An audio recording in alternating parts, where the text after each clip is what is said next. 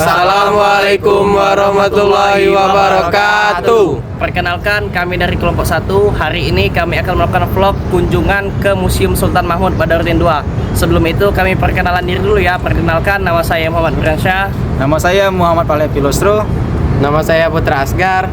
Nama saya Rasy Alfana Afriyadi. Nama saya Muhammad Hafiz Akbar. Halo teman-teman sobat budaya. Sekarang kami sedang berada di Museum Sultan Mahmud Badarudin II.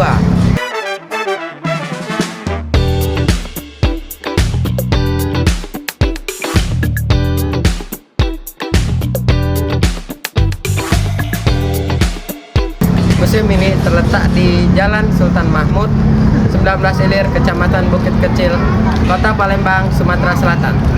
Museum ini didirikan pada tahun 1984. Meskipun bangunan ini sendiri telah ada sejak lama dan awalnya adalah keraton kesultanan, bangunan museum ini pertama kali dibangun antara tahun 1821 dan 1824. Kemudian dialihfungsikan menjadi kantor residen Belanda dan baru pada tahun 1984 diresmikan menjadi museum. Museum Sultan Mahmud Badarudin II dibuka untuk umum pada tanggal 5 November 1984. Museum Sultan Mahmud Badarudin II ini didirikan oleh pemerintah Hindia Belanda pada tahun 1821 sampai 1824 dengan mengubah bekas keraton Kesultanan Palembang yang hancur. Museum ini memiliki banyak sekali koleksi sejarah dan budaya Palembang yang beragam, termasuk peninggalan dari era kesultanan seperti tekstil, kain songket, senjata tradisional, keris dan pedang, pakaian adat, kerajinan tangan, dan uang kuno. Museum ini juga menyimpan koleksi arkeologi, prasasti, patung dari era Sriwijaya, koleksi etnografi, biologi, dan seni. Ayo teman-teman, mari kita masuk ke dalam.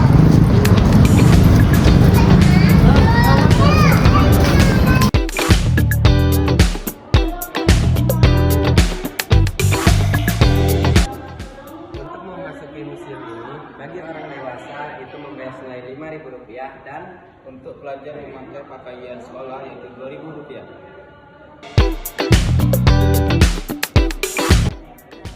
pada museum ini terbagi menjadi 2 lantai, yaitu lantai atas dan lantai bawah. Di lantai bawah ini terbagi menjadi 2 ruangan, yaitu sebelah kiri peninggalan Kesultanan Palembang.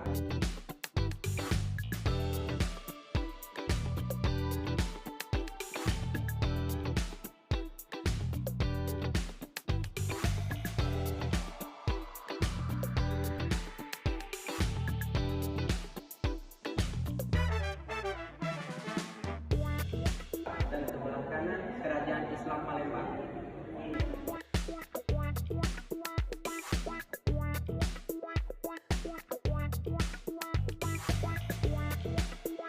Setelah kita menyusuri lantai pertama, ayo kita menyusuri ke lantai kedua.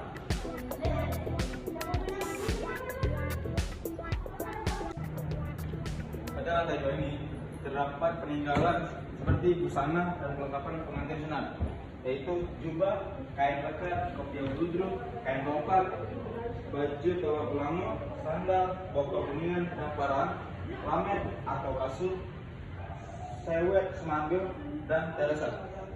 Dan di sini terdapat perlengkapan upacara pemberian nama atau perlengkapan nyokor gunting yang terdiri dari gunting, wadah cacapan, nampan, dan kitab Al-Barzanji. Dan di sini peninggalan kelahiran yang istimewa, yaitu botekan jamu, botekan baju, ragola, ragu rotan, bokor kuning, dan buyung.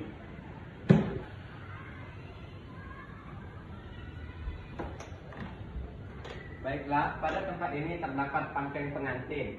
Pangkeng adalah kamar pengantin yang diletakkan di amben atau ruangan yang lantainya lebih tinggi daripada ruangan lainnya. Perlengkapan yang ada di dalam pangkeng meliputi 1 kasur, 2 bantal susun, 3 geguling, 4 tirai tawon pelangi, 5 tepak, 6 mangkuk piring cacapan, 7 lehar, 8 payung kembar, 9 sena. Dan di sini terdapat perlengkapan upacara munggah yang terdiri dari timbangan, piringan batu dan mampan kuningan, serta wadah cacapan. Nah, di sini pelaminan. Pelaminan terdapat yaitu sekren latar pelaminan, kursi, lemari rak, meja permainan cuki, meja pelaminan, lak pelaminan, beber dan tirai pelaminan, payung selombong ubur-ubur. Nah, di sini terdapat yaitu busana aisan gede, pakaian pengantin Palembang yang pola busanya bersumber dari pakaian kebesaran raja-raja Jawa, tetapi diakulturasikan sedemikian rupa dengan unsur-unsur budaya Palembang yang bernafaskan Islam tanpa meninggalkan unsur-unsur Jawanya. Dan ini sama juga. Oke, lanjut kita ke tempat selanjutnya. Di sini terdapat batu nisan kuno. Nisan kuno ini ditemukan di area lokasi yang sekarang menjadi Pasar 16 Ilir Palembang. Aksara yang digunakan adalah aksara Arab Jawi dengan 5 nisan menggunakan bahasa Arab dan 1 nisan menggunakan bahasa Melayu.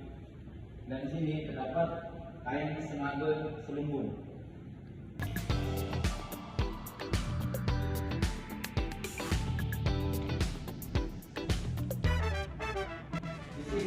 Terdapat meja dan kursi.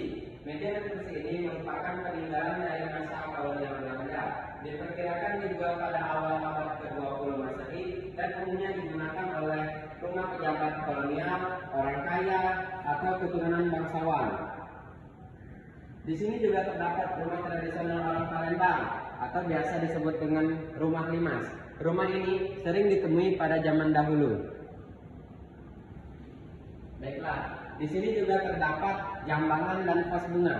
Jambangan merupakan tempat air untuk mencuci kaki dan vas bunga yang digunakan untuk menaruh bunga. Biasanya diletakkan di dekat tangga rumah limas.